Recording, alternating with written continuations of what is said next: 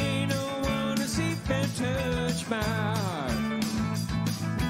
See you on the flip side, my old friend. See you on the flip side. What's up, my tokers, jokers, and smokers? Welcome back to another edition of the Daily Chronicles. Sorry, y'all, it's been a minute. Shit went up, shit came down. I got COVID, I got better. Dude, so many things have happened. And so I just decided to leave that shit in 2021 and to start the show and bring it back in 2022. Today, y'all, this is an unprecedented kind of universal throw together here. But dude, I got Chef Matt in the house. Chef Matt, how you doing today, baby? Oh man, I'm all right. Happy to be here. How you doing? Fucking great, man. I just, new year, putting all the problems of 2021 behind us, man. Starting out, it's definitely a good way to. Dude, I caught COVID, man. I never thought I Oh would. my I was goodness. one of those people. I Right, was like, I'm not naturally immune or anything. It was just like, right. yo, I have a really good immune system. Like, there's, I'm good. And then, boom, you catch COVID, and it's like, fuck, I'm not good. You know what I mean? But I got very, very lucky to survive, man. Honestly, it's dropping people left and right, people that you never would have fucking thought about it, and this is real. You know what I mean? But leaving that shit behind in 2021, we're on with Definitely. 2022, man. I've been kind of peeping what you're doing, from over there on the West Coast. Like, tell me a little bit more about what you got going on. Oh man, just continually just trying to help push the edible game and cooking with cannabis to the next level. Right. You know. So, like, how does that look out there though in California? Because I know here, like, there's a lot of people out there that call themselves cannabis chefs. All right, cool, whatever. Bet that's out there, right? Cool.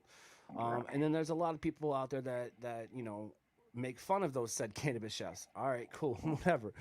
There's also people out there that they're real chefs going into the cannabis space. And I've noticed, especially here in Michigan, people anytime that I talk to them about, food and cannabis, they always forget to drop the word terpenes, or they just learned Correct. it, or it's just a Right. liquid and everything. Right. How does that look out there in California? Do people act kind of the same, or like, what's the vibe there? I mean, there's probably. I mean, I'd say every Tom, Dick, and Harry here, calls herself a cannabis chef. Right.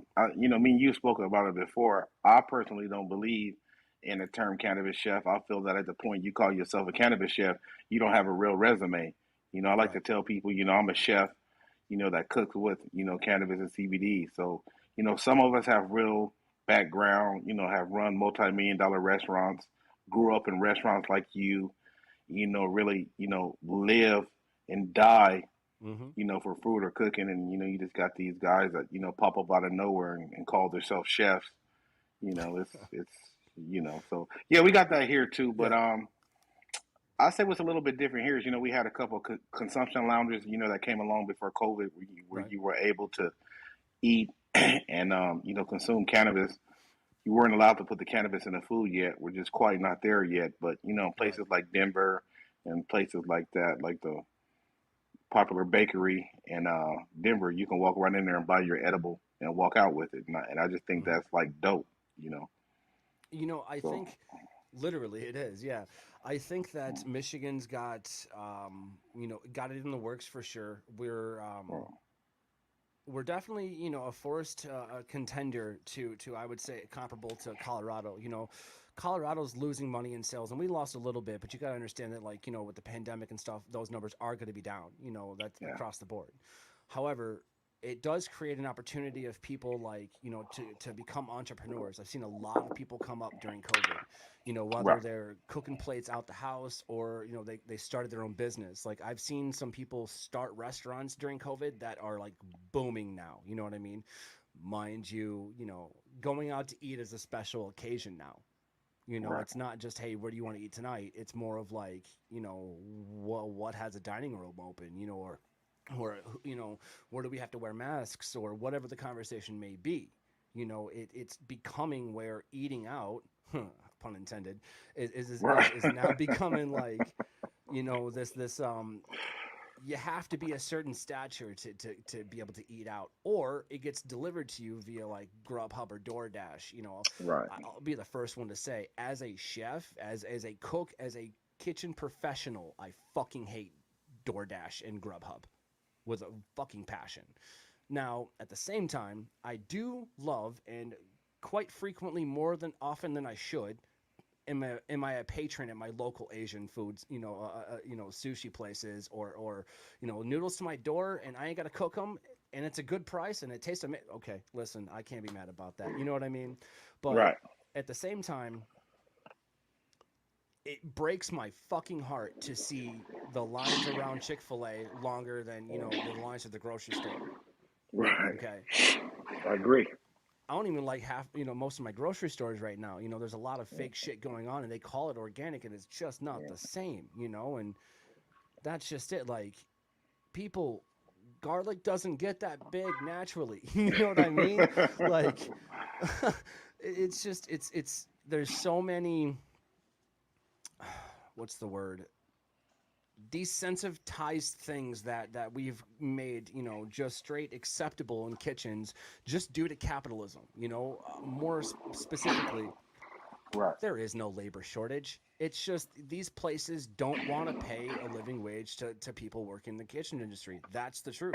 You know, I don't. And and you got to blame it a little bit on people not wanting to work. I know a lot of 100%. people that got jobs and stuff, and some of these um, what do you call some of these things that the government have done to subsidize pay Hmm. have made people lazy, so it's crippled people Hmm. too, and people think that I made this much and then the world shut down, I made this much more money. So some people made more money Hmm. during the pandemic than they made, and so they don't want to go back to where it was. But it's like, I mean, Exactly. Well, let's look at it this way. A better way to kind of, meld those two ideas, and my takeaway from that is like, all right, so if I leave a restaurant, let's say I leave a restaurant and I'm being paid X amount of dollars, and I go on the COVID stuff from the government, da da da da, and I find out that that's three times the amount than I would have ever made on right, unemployment, I'm just gonna keep doing that. That's just simple numbers. But right, at the same time, it's embarrassing on that company, you know what I'm saying, to be paying for a human being's labor and an hour of their life if they can't match what the government's paying on unemployment. Like, that's not an issue. To me, that I shows don't. a I whole don't think line of you can. like, I don't see. I don't think you can compare the two because it's like we all have numbers as a restaurant owner, or yep, any business. I feel that. You have numbers you need to hit, and I'm big on morale in the kitchen Hmm. and morale on people around you. So by no way, and I'm saying, is it okay for you to make $1 million Right. a year and everybody else is making 50,000? Right. But at the same time, if nobody put in as much time and work as you did and made the sacrifices you made, um, all you should get paid as an employee. And if you agree to get paid to make it a certain amount, I mean, It's go and on you. boss up. Yeah, exactly. Yeah, go boss Exactly. up. Yeah, I feel Right. that. And like, at the same time, there is one aspect that we never really talk about from COVID and things that kind of happen there, and that's the amount of opportunities, to kind of step back and take a look at what you've done in your career. For example, always had a knife in my hand. COVID happened. I traded out the knife for a pen. I would have never had a chance to do it working in the kitchen. And that's my point. I tried, and it just, one took over the other real quick. I'd come home burnt out, come home stressed out, whatever have you. I'm not going to make any more excuses, but that's the way that I would have seen it, just as me, as a person. And so COVID, silver lining and all, I was able to start writing and start, creating this content and start doing these shows and things like that, and start studying this new ingredient that we're adding to food that, Right. if you don't put it in food and just so happen to light it on fire, there's some amazing side effects, and Right. I really looked into that. And so a lot of people would be like, well, I'm certified off of this website. And I'm like, I really don't give a shit. They're like, oh, well, you were a part of that group as well. Again, don't really give a shit. I'm allowed to change as a person and admit that, yo, back then, back in 2018, 2019, yeah, I was a part of that and I paid membership dues and stuff.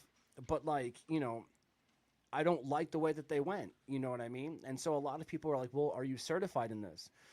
Right. what's better, experience and studying it or being certified? I mean, shit, if you want me to go, take some stupid 10, question test on the internet and pay $125 to buy a piece of paper that tells you the same thing that I'm telling you, then yeah, sure, fine. But, you know, if you're going to have a conversation about, putting, weed in food, we need to talk about the fact that distillate is absolute garbage. You know what I'm saying? I Like agree with you on that.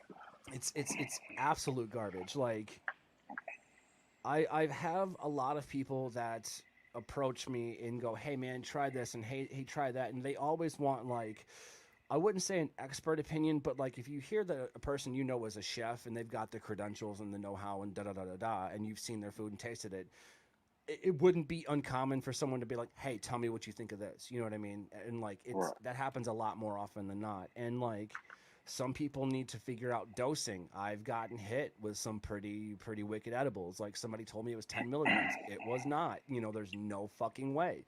And Well, then I was like, that's "Show me your math," and that shit was right. 100. But Right.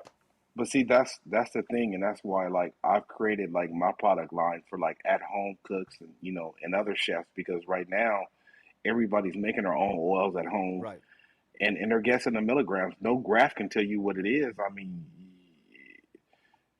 all these graphs and and stuff, they're estimates, but you it's don't a know what it is generalization. Yeah. until you send it off to the lab to get tested. You can say it's 10 milligrams and it's two. You can Mm-hmm. say it's 10 and it's 50. Mm-hmm. So I really feel the best way is like when I go to dinners, I got invited to Canada dinners. First thing I ask for is what oils are you using? Where the test results? Oh, we Mm-hmm. don't have those. Oh, the chef knows what he's doing. Hell, he don't know more than I know, and Right. I still got to get my shit tested. Oh, So exactly. before I ingest the oil that I make and bottle up, even for the stuff we make for home consumption, I still get everything tested. So Getting those COAs stacked. yeah, Exactly. again, those COAs, and heavy metals and pesticides and all that stuff, man. You really want to make sure. So, you know, um, it's really about, man, that if people going to be consuming edibles and stuff like that, man. You just really have to make sure that that person knows what they're doing or can Mm-hmm. provide a COA because everybody has a horrible edible story. Mm-hmm. Oh, And 100%. I spend most of my time trying to convince people that they're not going to get fucked up. Right. You know, Right. when they eat the product, and then I can say, hey, this is exactly how it's going to hit you, and this is exactly how you're going to feel. And in 30, 45 minutes, they're like, you're absolutely right. Mm-hmm. When people give me edibles, soon they turn their head. I usually chunk them or say, hey, you want this? Because I'm not You eating the know, shit. listen, I want to say that I do that. I don't. I at this point, I put a lot of faith into because some of the products I get handed look really good. I'm not gonna lie to you. Some of the products look really good, and I'm just like, you know what, free cookies at this point. And I'll try it, and I'm just like, there's no way that that dosage is right, or No. there's no Or way that that's live hash rosin when it clearly tastes like distillate, and things like that. You know what I mean? well, look at it like this: what people don't realize, if you took a measuring cup and you took a measuring cup and you filled three measuring cups up, you put wine in one, a cup of wine, you put a cup of alcohol, and you put a cup of beer. Yeah, they're all equal to one cup, Mm-hmm. but the levels of alcohol is going to be different. So, Mm-hmm. I say when you give somebody 10 milligrams of live rosin, it's going to hit them different than 10 milligrams of flour and Yep. 10 milligrams of distillate. Yep. Well, yeah, they're all 10 milligrams, but they're going to hit different. And, Well, it all and depends on like the percentage of THC originally, that too, so that that's too, but part of the math. right. And, I feel people just need to like figure that out. Like distillate to me, you shouldn't be ingesting distillate unless you're, cancer patient or have some severe, problems. But the average person don't need, distillate. I want people to be able to ingest my products and come to my dinners and walk away and still be cool. I don't want anybody falling asleep at the table, can't drive, Right. Right. or stuck. It should be enjoyable. You know what I Mm-hmm. mean? You should be able to have a dinner and mix and mingle and enjoy the rest of your night and not your night be over because you ate an edible. I feel that. I mean, and Yeah. again, we all have those horrible edible stories. Mhm. Like going back to being extremely dosed, I called that person up and I told them, listen, your math is off. Like, how did you Right, run me? Like, obviously, I didn't do this when I was baked, but, right, I waited and I was like, how did you do the math? And that math was way, I don't even remember what they did. but Right. it wasn't right. I was like, dude, you just hit me with 100. Like, I could have ate the whole bag. You know what I mean? They're like, oh, that would have been Right. good. I'm like, thanks. But Yeah. like, it's But a conversation. Sorry. there's other one main thing that people don't understand is homogenation. Are you Yep. making sure that that cannabis is distributed throughout that Mm-hmm. Mm-hmm. whatever it is equally? You get what I'm saying?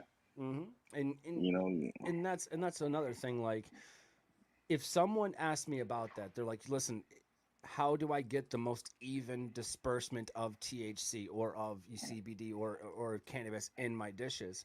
And I will tell them the easiest way, the absolute easiest way is to dose it after you've cooked it. Meaning, all right, let's say that let's say you take an eyedropper. For every eyedropper is 10 milligrams, and you've got a cupcake, or something. Boom, 10 milligrams. Now you know that if you eat the whole thing, 10 milligrams. You see what I'm saying? but That's the but easiest here way to do it. but here's the bad part about that. To play devil's advocate, you do that, you eat half. What if the half you ate had 8 milligrams, and then the Right. second part you eat got two, or vice That's true. versa? That's So true. my whole argument is know your recipe and know your Hmm. yield. And when you mix in that cupcake, make sure you homogenize it and make sure it's mixed good. And after it's mixed, if you pour it fast enough, it'll be evenly, and all Right. your cupcakes should come out to 10 milligrams. You get what I'm saying? I feel that. No, absolutely. I was just looking at it like, you know, being in the industry for so many years, you learn Right. that people are stupid. And that's the nicest way to say that. Like, that's the truth. Right. I've heard stories of a person wanting a well done steak, but the way that Right. they described it was rare, and it was just like, come on, listen, Yeah. like, we hear it all right. Right. If you didn't like it, then why'd you eat half of it? You know what I mean? Like, come on. But Yeah. anyways, like, that's why I try to oversimplify for people, and sometimes that is Right. my downfall, and I will admit that. But it's really hard to like put myself in their mindset looking from the outside in, because I've always had the vision behind the knife. I've always had this is the way that recipes work and stuff, and that's where cooking with cannabis is supremely interesting to me, because it's not just about getting high, as you were saying, and what we talked Right. about earlier. It's like Right. you can do this whole realm of cannabinoids, this entire spectrum that's non-psychoactive, meaning Right. there's a lot of health benefits and stuff. And Right. you know when we were talking about it, you went on to say, like, you could eat cannabis every time you eat all day every day and not get high. You know what I'm saying? Mhm. And people need to know about that. I think Right. that I think there was the example that I agreed with that you made earlier, when we were talking.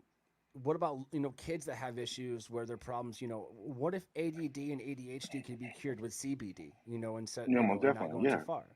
You know, Right. I would rather homie grab a CBD gummy out, and smash that like as medicine, instead of having to go, dude. Adderall is literally cocaine.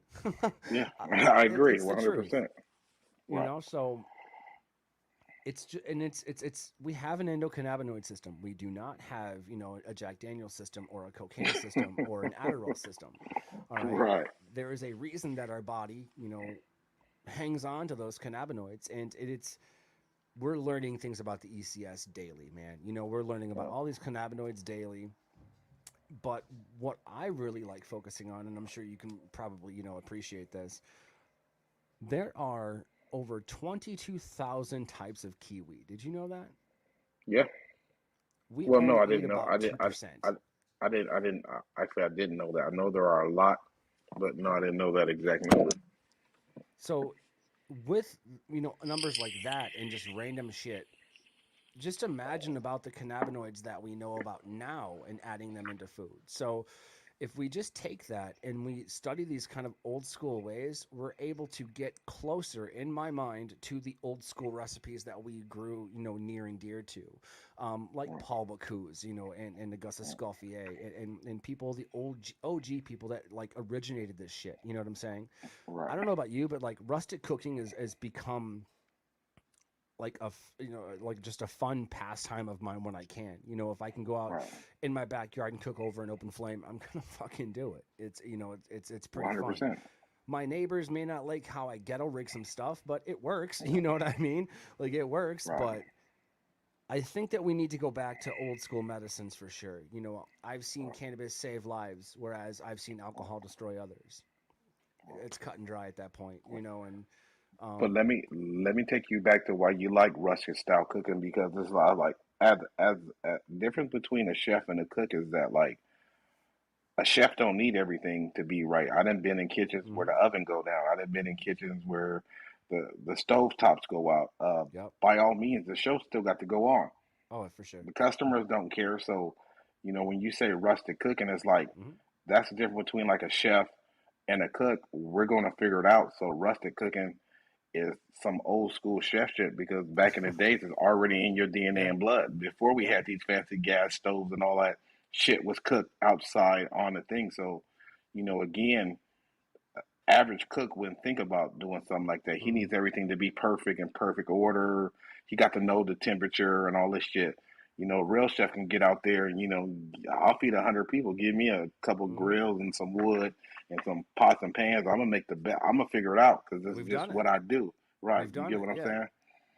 You know, it's So, interesting because every time my girlfriend and I go up north to kind of get away for a little bit, and we have a little cottage on the lake there, and we go up there every single time. I'm taking my cast irons, and she's like, "What yeah, what are you got you. doing?"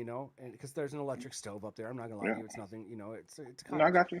Right, And so I take my cast irons because we'd be making a fire out back. You know what I'm right. saying? And I throw it straight in the fire. Like I'll let the Real shit. coals boom straight in. I actually did a sous vide New York steak Hmm. without a sous vide. I did it in a cooler with water from my coffee pot. You see what I'm saying? Okay. Got it Yeah. up to temp, threw it in there, kept temping it because Hmm. the coolers they hold temperature pretty well. The whole temperature pretty well. Yeah. And I threw all the water in there. I threw the steaks and the butter, everything, the garlic, rosemary, thyme, everything in there. Sealed them up tight. Let them sit there. I think the recipe called for like I don't know a couple hours or something. I don't really remember. But then I pulled them out from there and threw them in the cast iron that was in the fire. Hmm. Yep. Next to Seared the that, you shit got out of baked them. potatoes. Oh, 100, Yeah. dude, reverse sear, Yeah. loved it, Yeah. loved it. Yeah. No. Got the butter in there. Just you gotta be careful because you're splattering butter and there's flames right Right. there. But aside from that, it's really good. You can Right. taste the Now chili.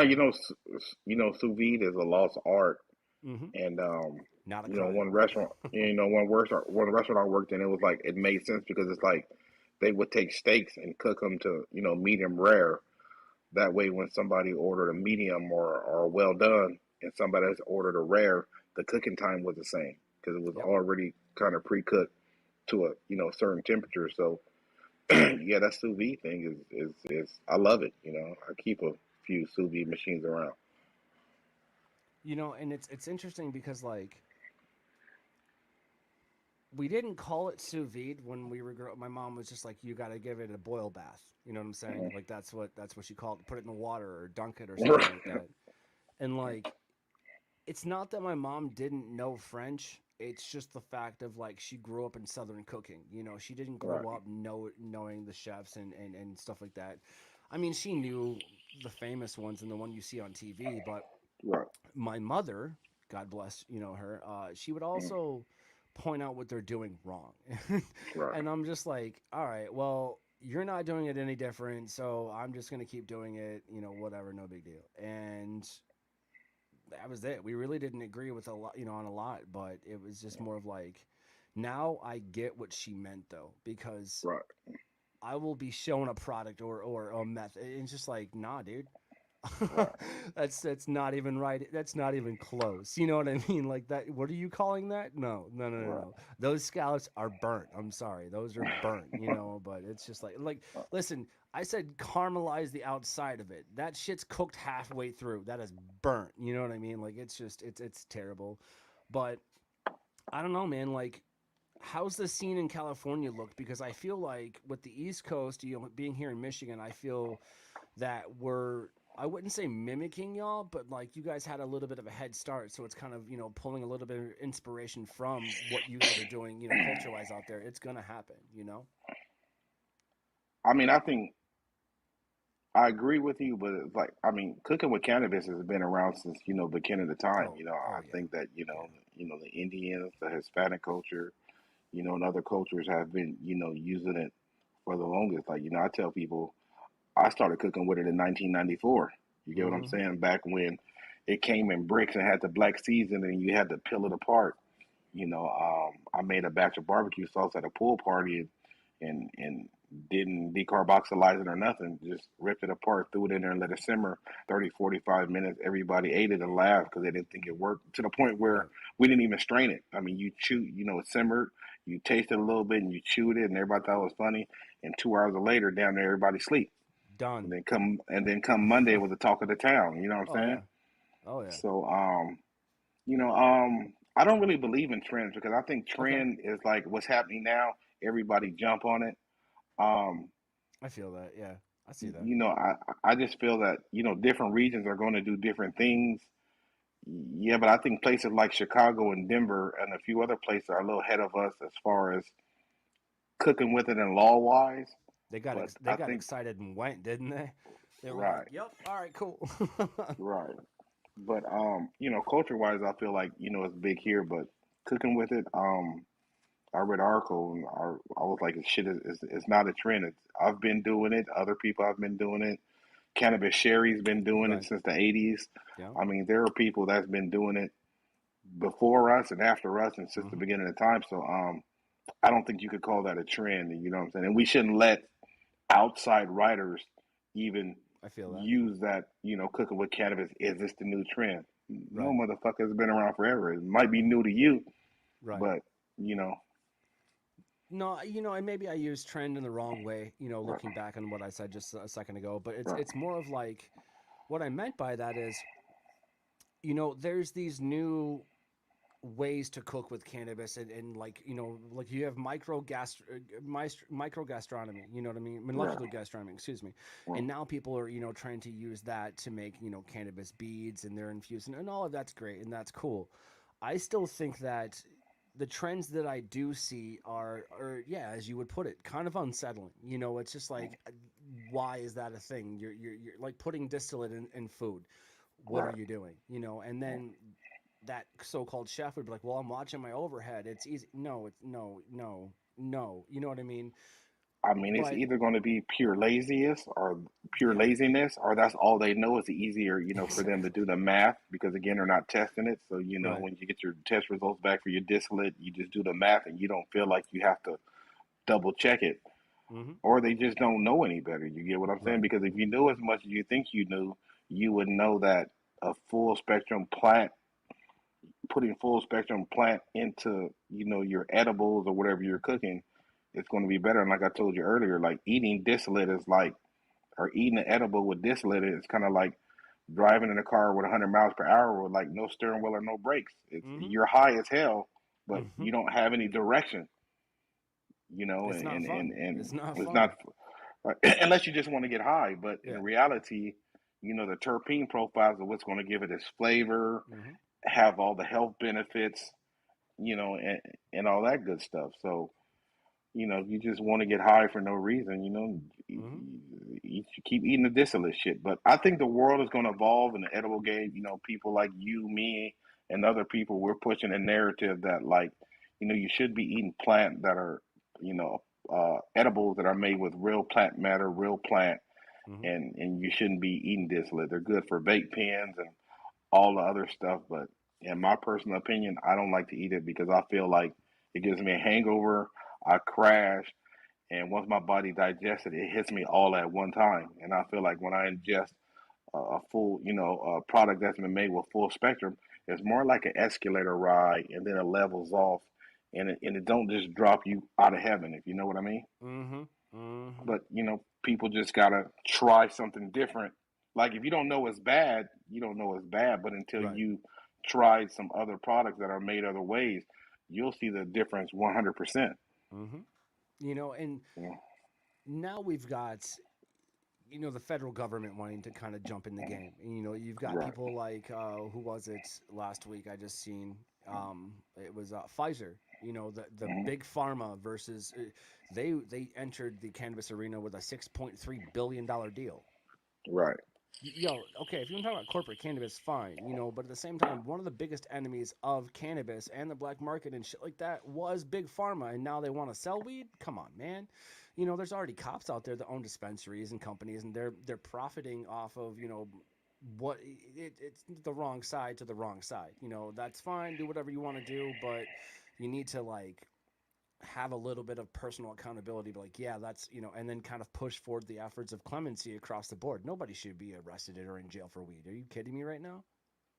I agree with you 100%. But just the way the law set up, they set up this social equity, and it's just a shit show. They did Mm-hmm. it and half-ass did it. So once it failed, they can say, hey, well, we gave you guys a try, but again, you hit on the nose. There's police officers, there's people that never had any part of the cannabis industry, never smoked it, never wanted any look down upon it, Mm-hmm. and are in it, purely for the money. And if that's going to happen, with the big Fortune 500 companies that come Yep. in. But it's like you said it before, it's like the craft beers and the mom and pops. I feel like anybody getting in it needs to hurry up and get in it and make their brand name and stand behind your brand and create, a great brand. And even when big farmers come in, I mean, you can say, hey, well, they can sell that shit for this price because it's crap, and it's that Right. company. But again, it's different between shopping at the regular grocery store and Whole Foods or Trader Joe's. There's going to Mm-hmm. be a quality difference, and when stuff is mass produced like that, you're going to lose in it. So um, I'm not even worried about the big Pfizer's and the Coca Colas and them coming I'm in. not It's either. just I was, yeah. it's they listen. Party favor companies, and that's the way. Right. That's what I, saw. I saw a term somewhere. I was reading something. I'm always interested. I'm interested in everybody else's bullshit. You know what I mean? Like, hey, listen, Right.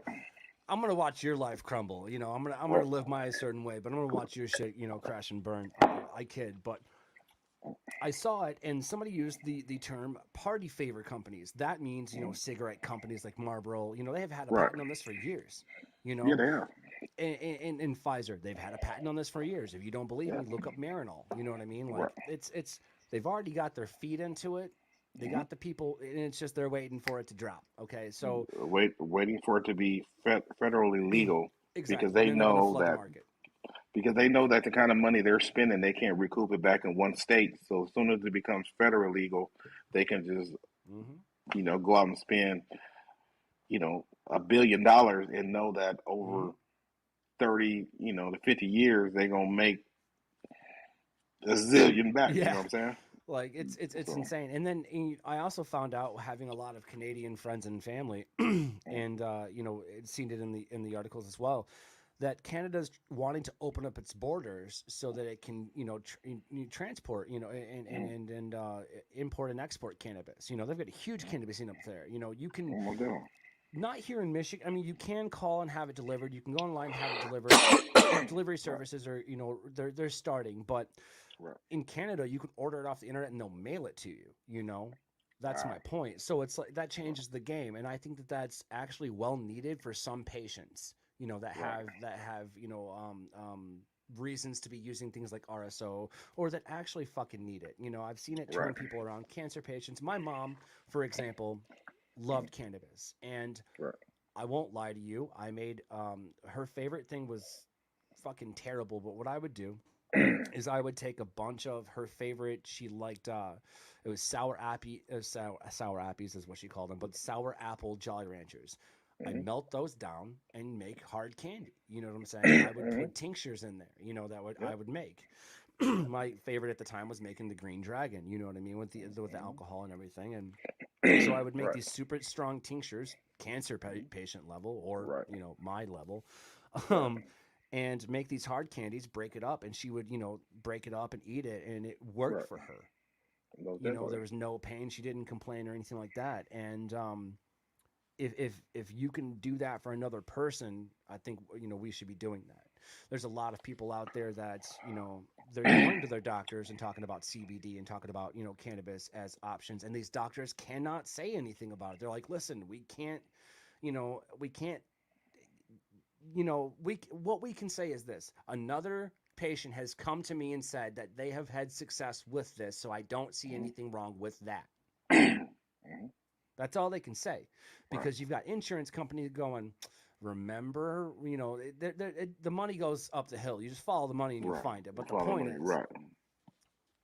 there's going to be a change and shift in culture, Right. you know, across the nation as it is across the world. We just got Montana just joined with legalization.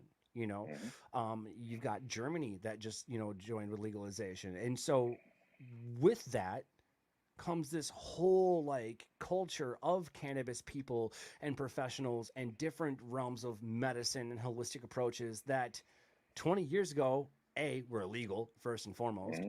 B, shunned upon, and C, like, nobody took it serious. Right. Nobody did. 20 years ago, I wasn't smoking weed to try and get rid of a headache. I was trying to get fucking Mm. baked. Like that was Right. that was my goal. Right. If you would have told me 20 years ago that I would be having, a conversation with a chef, about cannabis, about cooking, and about studying this brand new ingredient, this brand new way and this approach of cooking, I would have asked if you were on LSD. You know what I'm saying? Then give me Right. some. All right. Right. But here we are, and instead of pointing to everybody else and being like, yo, that's bunk, or this is horse shit. I mean, we jest when we were talking about all that, but at the same time, it is. All right. We're going to tell you Right. what we think 100%, because I don't know about y'all, but I ain't got time to waste. I ain't getting any fucking younger. You know what I mean? Like I'm. You may not be looking at me right now, but We're moving. We're making moves. You know what I'm saying? And it's the moves you don't fucking see, that you Right. don't know about, Right. that you would be terrified of. And that's the truth. That is the truth. But Because but how you said you thought we would never get here? yep. I still think that like shit is going to go so much further. Oh yeah. Like the ones after us are the guys that are studying to get into this. It's like they're going to come and take it to new heights, and it's going to keep evolving. And I It think that fucking better. if we ever get to a point where, after we pass away, if we ever able to peek back in, where it's gone, I think that we'll see that the next generation will come along and take it so much further than we ever thought it could go. You get what I'm saying? I Because feel until that. you can go and until you can buy it in your grocery store or go buy a cannabis frozen dinner at your grocery store, that's where like I envision it. You know what I'm That's saying? where. Yep. Yep. I want it to be normalized to where, hey, you know what I'm saying? There was some and more to your point, being normalized, absolutely. We are here to educate and help eradicate against the stigma that was created for whatever reason you want to insert here. We're just Yeah, telling you, listen, there's science behind it. This shit's real. This is how we yeah, professionals are doing this. Um, More to that point, there was a company this past summer that had these CBD drinks that were phenomenal. You know what I'm saying? hmm, So CBD in drinks, and there was a conversation that I had with these people.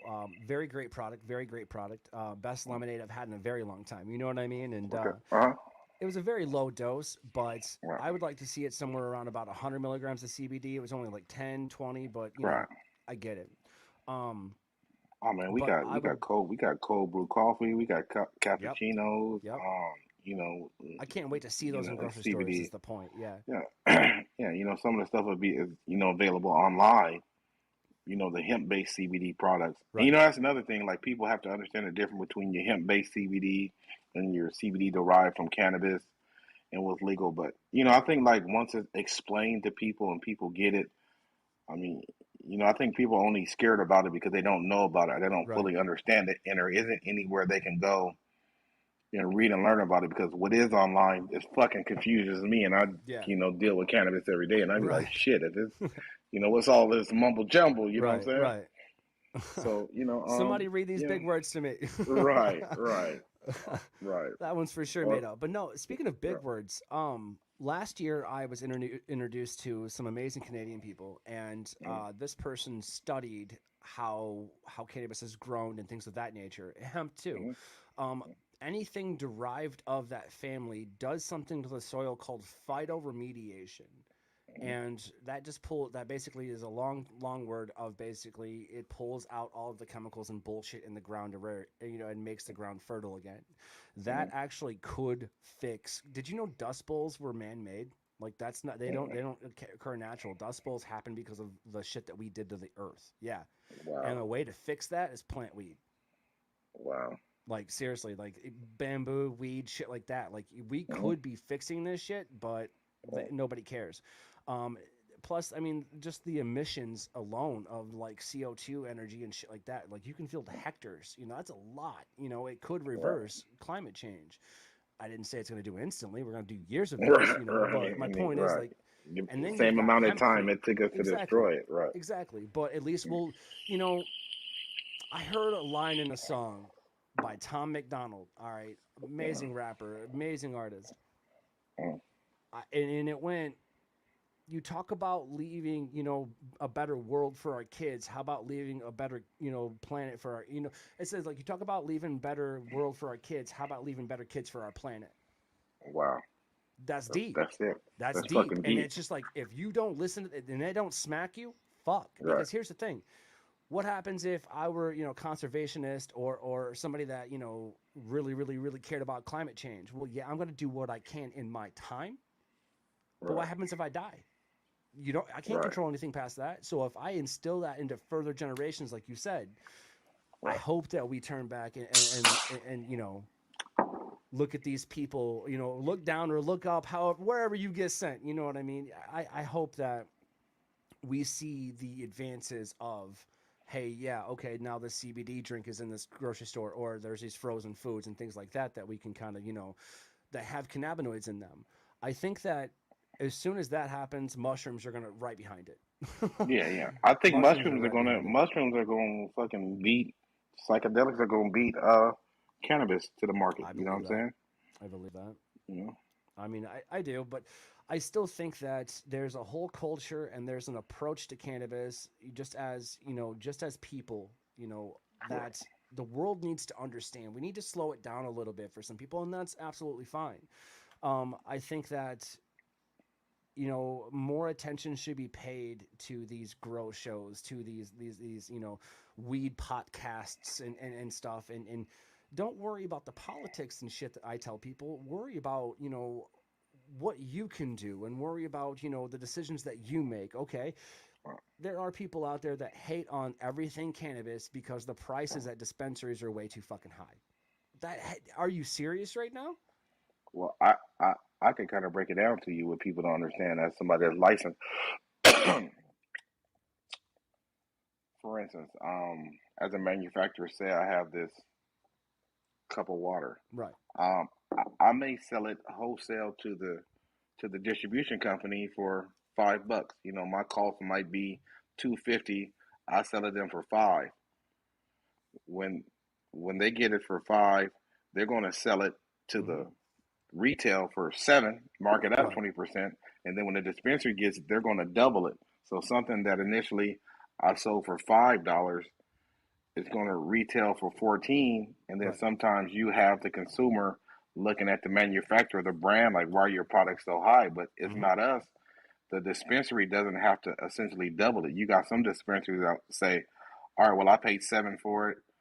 I'm going to mark it up $3 or $11, Right. and not double it. So I think at some point it's touching too many hands, and it's almost like how does the retail store make more off of it than the manufacturer does? I think that one of And the we're the only business that does that, where you right. buy it and you double it. Right. I mean, that's how it's always worked. You know what I'm saying? Right, You gotta break it off and fucking and get your money out of it. Exactly. right, Wholesaling. I mean, anybody who learns the metric system literally right, early on, that right, you learn that. You know what I'm saying? right, That's how you do it. I think that the reason that prices are so high right now with dispensaries across the nation, not just Michigan, but across the nation, um, is because of the limited supply of. You know what I'm no. saying? Well, at I least in think it's Michigan, I because can say that. But I think a lot of these dispensaries are having dick swinging contests, and everybody wants the biggest and that's fair. baddest, so they go out and Yeah. spending all these millions of dollars to have these big places that say mine is the biggest and most beautiful, Right. and then they have to make that money back by jacking up the prices on the products. Yep. and I mean, who everybody you loses. know Right, who has weed has fire. You know what I mean? right, Nobody right, has, right, and everybody just goes, it's okay. right. You know what I mean? Like it's, you know. I But I mean, feel I that. mean they're, I mean they're building fucking dispensaries that are looking like Walmart. I mean, just crazy big, iPhone and it's like, stores. yeah, iPhone stores. And like, it doesn't have to be that big because in reality, yeah, that shit looks great and all, but now you're passing that cost on to the customer. He has to pay for your Hmm. dick swinging contest or pay for you to walk around like, yeah, I got the biggest dispensary in Yeah. town, but it's like, you know, and then they No, wonder I feel why that. when they go over there. Well, how come it's this much over here and this much over here? Yeah, because you're paying for his rent. Yep. I feel that. You No, know, and it's funny because like that being said, I'm starting to notice a price change in specific brands here in Michigan and dispensaries. You know what I mean? right, Not all of my business goes to dispensaries. Let me just first and right. foremost say that. No, definitely. My favorite market is the color of my shirt. That's the second thing that I'm Right. going to say. You know, you get more bang for your buck there. You're But like, right, listen, right, I can barter with you. You know what I mean? right. And I love that. And there are a lot of people who's if you put it, blind case studies side by side, and you were like, Mhm. hey, which one came from a home grow and which one's from a dispensary, I'll be able to tell you, without a Right, doubt. right, However, both of them have their place in the world, and that's what we're trying to say. right, Yeah, it might be more expensive to go to, but if you honestly don't know anybody in the black market, trust me, you do, and you just don't know yet. But if you right, don't know anybody in the black market, then yeah, go to a dispensary. Yes, go to dispensaries when there's deals going on. I can tell you right now, one of my favorite brands to smoke in a dispensary, and this is by no means a plug. This is just a mhm, personal, fucking opinion. I love everything coming out of Redemption Cannabis right now. Seriously, mhm, like that guy's, he has a good, Ryan Basor, amazing story. mhm. Was incarcerated, got raided, like he was Right, marketed, and then he came out and started, he had a hand in the Last Prisoner project, with Michael. I want to get right. his last name's Yep. Thompson, I believe, but the prisoner that got clemency from the governor. I think it was a Mhm. year ago, 2 years ago. He had a hand in on that. Right, He's actively working towards that. And he does give back to the community. I will say that he's right, in the local politics. People know his name so well that if you're affiliated, people don't fuck with you then. You know what I right, mean? They're like, shit, and that's the point. His brand redemption is all about redemption, and I love it. right, Um, Furthermore, like when I buy his flower, I'd snap a picture and send it to him and be like, what do you think? You know what I mean? Be like, you're gonna like that one, you know what I mean? Or something like that. Like he's right. he's real about it. He know And his shit. exactly. And I sent him one. And I Mhm. was like, what about this one? He's like, listen, not my favorite, but you might, you know what I mean? He's never has Right, anything bad to say, of course, but it's not, right, you can still tell it's the truth. And I'll right, tell you, man, I'm again not going to say everything that he had was fire, but yeah, it's so much better than anything that I've tried at the dispensary. And I do definitely. try different things just to change it up. But like I Right, said, for the most part, I just, I go to unconventional markets to procure right. my medication, or No, I definitely. will, grow it myself. I grow my Right, legal limit. I grow my right. own. If I want to, make some hash or something, then I'll go buy Mhm. some dry ice and do what I got to Right, do. But it's neither here nor there. For me, again, it goes back to the rustic cooking, man. Like we were talking, it goes back to chopping up the flour, throwing it in the butter, mhm. decarboxylating it, and all of that. It goes with like pairing the terpenes that are already present and found in food with terpenes from specific strains of cannabis to create a perfect, well-rounded ensemble effect. You know what I mean? I agree. Um, Education is something that's coveted in all professions, more Yeah, so in cooking, but people aren't made aware of that. People they only really care about the stressful parts of it, of trying to do 100 plates out in an hour with all 6 courses. It's a lot. Okay, right, don't pay attention to the complex nature of all of that. you know Pay attention to how familiar you need to become with this new way of cooking, with this new approach to cooking, to these new facts that we're being right. literally fed. I've seen firsthand cannabis again, and I'll say this all the time. I've seen it firsthand, save lives that other substances have destroyed, and I agree with it. no one's ever died from a cannabis OD, but I Right. know countless people that have had to get their stomachs pumped or whatever have you. And honestly, man, it's I already feel, very, pleased and like blessed to be able to like share the table with a lot of heavy hitters such as yourself, and it's like a breath of fresh air damn near to know that there's like-minded individuals out there that don't just say that they're like-minded individuals. Like you got to talk to somebody, you'll pick up on that terminology real quick, Right. when a person, I don't know. It's there's kitchen lingo, and then there's like understanding kitchen lingo. For example, if I'm walking behind somebody, you're gonna hear me say behind. It's just it's in my head. I've said it's Right. just gonna happen, and that's just that's how you know. That's how I you mean, know. it's the difference between having a conversation with a NBA player and somebody that think they know basketball. Yep. Yep. You got certain guys that are going to be able to read certain defenses and stuff like that, and I just feel like I can usually tell a lot by chef just by the conversations Hmm. and stuff like that. You know what I'm saying?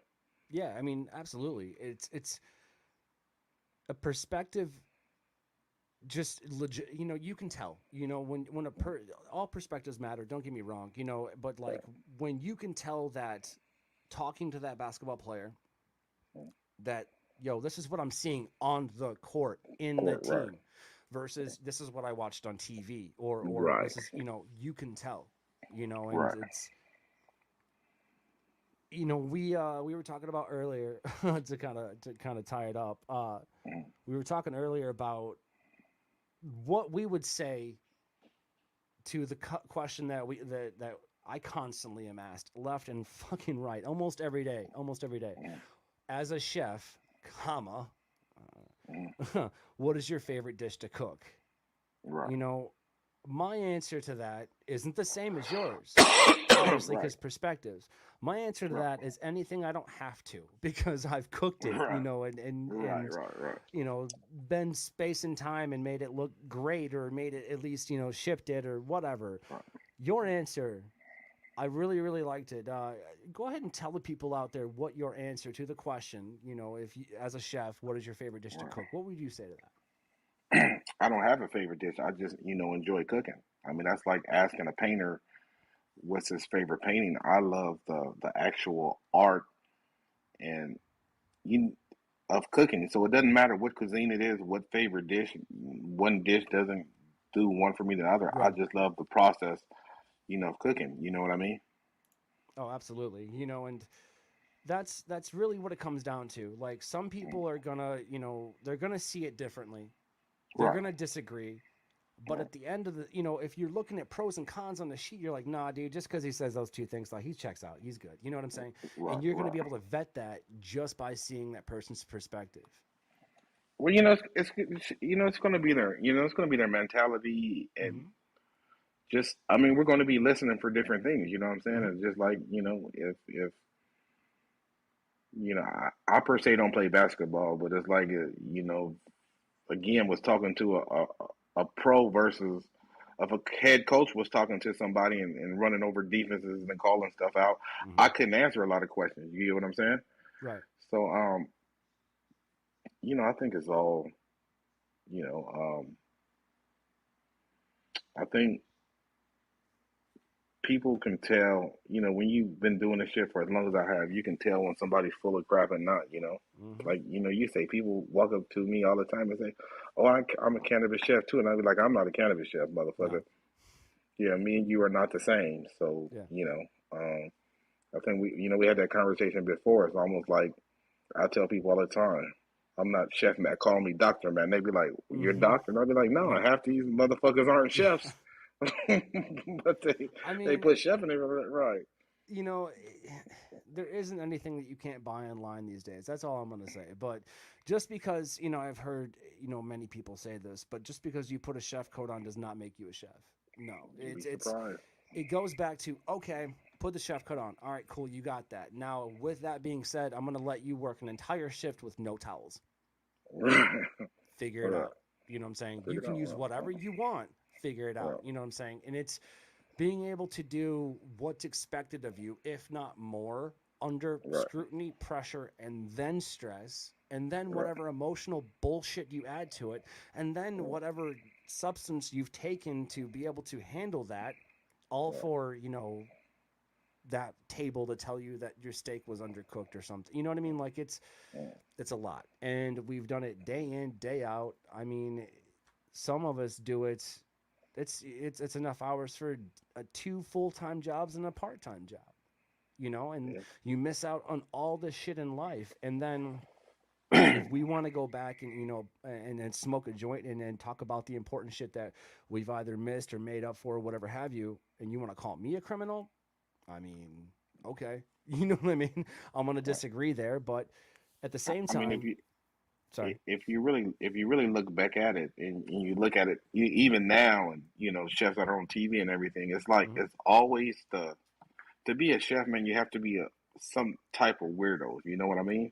Like, cause I prefer being in the kitchen and not dealing with people, on a day to day basis. And one of the things I hate when I was in the hotel industry, when they were like, "You need to go out and walk the floor," and I was like, "Look, I'm here to cook the goddamn food for the people, Exactly. not Yep. go out and talk to them motherfuckers." You know what I'm saying? And look at the Ramses and people. Some of the guys that are friendly and some bubbly personalities, they aren't really, great chefs. I remember when I used to tell the hotel, I used to be like, don't fucking hire nobody else for my kitchen. I'll hire people. And they used to be like, why? I used to be like, because you guys, every other job in this hotel, you need personality for. Yep. In the kitchen, I don't need personality. I want people that want to come in, put their head down, fucking pink hair, purple hair, fucking fingernails painted black. I want the motherfuckers to I'll come in, take your don't want to be strangers and bothered. weirdos. Hell yeah. Right. Exactly. Yeah, I'll take it. Yeah, send me all the fucking weirdos and the quiet people that don't want to look you in the eye, because I know they're gonna come to work, know what Hmm. they gotta do, keep their head down, do their job, and go. I'm like, stop sending me fucking front desk people that think they want to cook. I tell them after the first day, hey man, look, I'll be honest with you. I don't think you're gonna work in my kitchen because you Hmm. fucking, You're unless too you fucking discussing the normal. dish or right, or how I'm Yeah. fire this or fire that, or talking to the line, letting everybody know how you coming along. Hmm. I don't need you in here fucking having a goddamn hour long conversation. Yo, so check this Yeah. out. I'm gonna tell you something that not a lot of people know. I've done a few like interviews here in Michigan where like you go in, you sit down, they talk to you, blah blah blah. You've done it too. It's all part of it. I have like one request. I have one request when they ask me. They're like, "All right, what do you need? Water?" I was like, "Yeah, whatever, cool, cool." I request that they don't provide seating, and they're like, "The fuck?" They're like, "What?" I have two milk crates that I earned through my career. I shit you not. Right, That's what I do right, my interviews on, because real talk, like office chairs are always weird to me. It doesn't matter how right, soft and cushiony I don't give a shit. Okay, this right, works all right. I'll give you that. But those milk crates though, that to me is comfort, because yeah, not only are they there, like they probably I got them for free. You know what I'm saying? right, But it's the semblance. It's what it right, represents. I earn that shit. yeah, When you what go I'm to a saying. new restaurant, you're gonna notice you don't have any milk crates. You either bring your own or you earn it, Right, or yeah, however, you're gonna notice a lot about the kitchen life, right, and watching Chef Matt and myself and learning what we're doing just through cannabis. Because real talk, everybody that works in the back of a house is different monster. Everyone different smokes weed. fucking monster. Yeah, yeah. And Everyone you smokes weed. know, I joke with a few chef friends about starting a podcast and calling it We go cry in should. the walk in," Oh, go we cry in should. the walk in, because you know what I'm saying. Man, take that shit to the walk in. You having a problem, bad day or something? Hey, go in the Hmm. walk in and figure that shit out. You know what Hmm. I'm saying? The one thing that Yeah. I didn't like that I've seen done, the one thing, and I agree with go cry in the walk in. I Mm, don't agree with if a line cook fucks up, you, your mm, sous chef, and that line cook lock mm. yourselves in the walk-in and you Nah, silent. No, I don't agree with nah, man. that. Happened to me. No, no, no, no. Right, right. That happened at a place that I worked at, and so Mm, I'm like, where's my grill cook? We've got what right. what the fuck is going on? The chef, the sous chef, and that grill cook were in the walk-in, and I could hear them screaming at him. So I'm pounding on the door, and I'm Right. like, I need to get into the walk-in. I need something, which was an absolute lie. When I opened Right. the door, they were like, they must have had him, picked. I'm not all right with that. You know what I mean? Right. Nah, And nah, I don't feel like you ever need to put your it's hands not on all right. somebody. Yeah, and I feel like nobody bouts 1,000%. We're all gonna have our off nights, and Mm-hmm. that's when, you being on the line, your grill guy having an off day, switch with him. He Yep. might have some shit going on you don't know about. You know what I'm Mm-hmm. saying? But you could be the most awesome grill guy, but you're not 365 days a No, year. no. So being in the kitchen is a family, a brotherhood, or sisterhood. So you have an off night, swap out, with your saute guy and jump Mm-hmm. on saute tonight, and somebody else jump on the grill. You get what I'm saying? Mm-hmm. And Mm-hmm. it's funny, and I've always made my guys rotate because I never wanted them to be stronger at one thing than the other. I Mm-hmm. wanted to make sure they were always equally balanced, and that way, if somebody dropped off, my other guys knew what to do already. You Yep. get what I'm saying? So Yep. I've always made it to where we always rotated. Now I don't mind you having a favor, and if you want to do it Yeah. a couple nights in a row, I'm great with all that. But trust and believe, I need you to know every Mm-hmm. situation on this line, Mm-hmm. so that you know what I'm saying. Because you're no good to me if you're only good at one thing.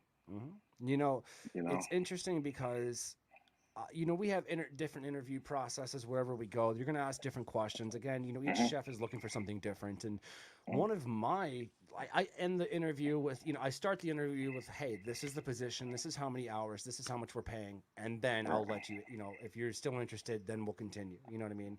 I've always wanted to be upfront. I like that. It gets it out of the way. Then you can talk business. You know what I mean? Talk, stage or whatever have you, whatever you're hiring for. I always, no matter what, though, end my interview process with, okay, you're about to do a week in the dish tank Right. just to learn where everything goes. Are you ready for that? Because a lot of Right. so-called cooks and chefs and Right. back of the house, they're like, yeah, yeah, yeah, yeah, whatever, and then they'll try and weasel their way out. You're gonna learn Right. what type of person that is by how they work Right. that first week. No Because different. dishwashers are easy as shit, and they're gonna, Right. well, why dishwasher? Be like, well, because everybody in my kitchen moved Right. up. Well, Right. how? But it's also going to make them respect how to Right. use them pots and pans Yep. and stuff too, because they started there. If Mm-hmm. you skip that process, you don't give a shit about burning pots and pans and how you Nope. treat them and all that. So, all that does matter. You know what I'm saying? Yeah, I feel that you have to be, subjected to some sort of humility. And honestly, everybody's like, well, okay, let me put it this way. So there is kitchen hazing. It happens. You know what I'm saying? It's some of it's toxic, some of it's, kind of funny. It is what it is. Cheese in the shoes sometimes, whatever, okay? Um I don't really think that you can mess around and at work and stuff like that. I'm not saying to goof around or anything. You can joke with your fellow people and rib them a little bit and tease them and shit, and that's absolutely fine. That's gonna happen regardless. But that's kind of where I would like the hazing to stop. You know what I mean? It is what it is. Like nobody does anything kind of terrible. Like go get the fucking bacon stretcher. Like that's fine. You know what I'm these classic things, the shit that we grew up with, cool. But like I feel being thrown into the dish pit, that's where I learned my shit. You know what I'm saying? I Right. started just bussing tables, but being in the dish pit, that's when like I would be included with everybody else. And so if Right. I started in a kitchen somewhere, I would apply for said dish pit, position, or in the middle of my interview, for whatever line cook position, I'd be like, "Yo, that's cool, but like, do you have any dish, positions open? Like, I'd like to start there." You know, Right. I mean, I'll learn within 3 or 4 days who smokes weed there, you know what I'm saying? Who's Right. sleeping with who, like all Right. kinds of shit. You'll learn. Like it's a Right. nerve center. Like a lot of people say, oh, kitchens can't run without chefs. Horse shit. Chef, kitchens can't run without dishwashers. Let me just make that No more fucking. different. I've learned more as a dishwasher than I ever have as a cook. I mean, most of the time, the chef's job isn't really the head chef's job. Honestly, don't do too much cooking anymore, other than ordering and creating a menu and showing you how he wants it done Mm-hmm. once or twice and stepping in. Most chefs, when you get to that head chef position, you're really not cooking anymore unless it's just something you enjoy doing. Like Mm-hmm. I would always jump on the line with my guys, even when I got to the point where I didn't need to cook anymore, or my job detail didn't really involve me cooking anymore. I would just jump on the line to let my guys know that, hey, even though I got the position, don't think for a second you could, out cook me. You know what I'm saying? Exactly. Exactly. I So, mean, there was a couple of times where like I may have walked up to a person on the line and be like, "Hey, don't tell anybody," and I tap them on the shoulder, be like, "Hey, do you want to go home?" You know what I'm saying? They're like, "Oh, right, you're watching for labor." No, no, no, no. I want to cook tonight, and you're in my way. right, Like, you know right, what I mean? right, Like, it's they don't believe you when you say until they get to that point, and then they're right, like, "Okay, now I get it," you know. And it's just like I don't do a lot of cooking now, but I do a lot more research, and there is an even trade off, you know. And I'll research, a bunch of different stuff. Like right now, my research involves trying to cure like ourselves from the inside out, meaning the terpenes and cannabinoids and stuff like that. hmm Um, I'm looking at nano emulsion technology, nano no, no motion. infusions, Take, yeah, yeah, most definitely. looking at all of that stuff and like Yeah, just researching it. But yeah, man, dude, I appreciate you sitting down with me today. Like we can go most on and on definitely. about it, and We we can. have, and Right. it's just one of those things where it's like this new era of cooking is coming to the world, and I honestly can't appreciate like being able to like share this arena with you, man. Like seriously, it means a lot. um it's starting out as a dishwasher. You know what I mean? Right, Like it's right, still right. new. I've only been doing this for a couple of years, whereas like I mean I've been putting weed in food for a while, but I haven't been trying to educate people, you know, Right, as I do for a couple of years. And it's really cool, right. man. It really is. But what can we expect from Chef Matt? What can we, you got this new thing coming up in February. You want to tell us a little bit about that? Yeah, we got a TV show launching on Nuggle. It's just gonna be. I like to call it, cooking with cannabis for dummies. But it's like an introductory. It's an introductory, and then I got a couple more shows that are coming that are a little bit more elaborate and next level. So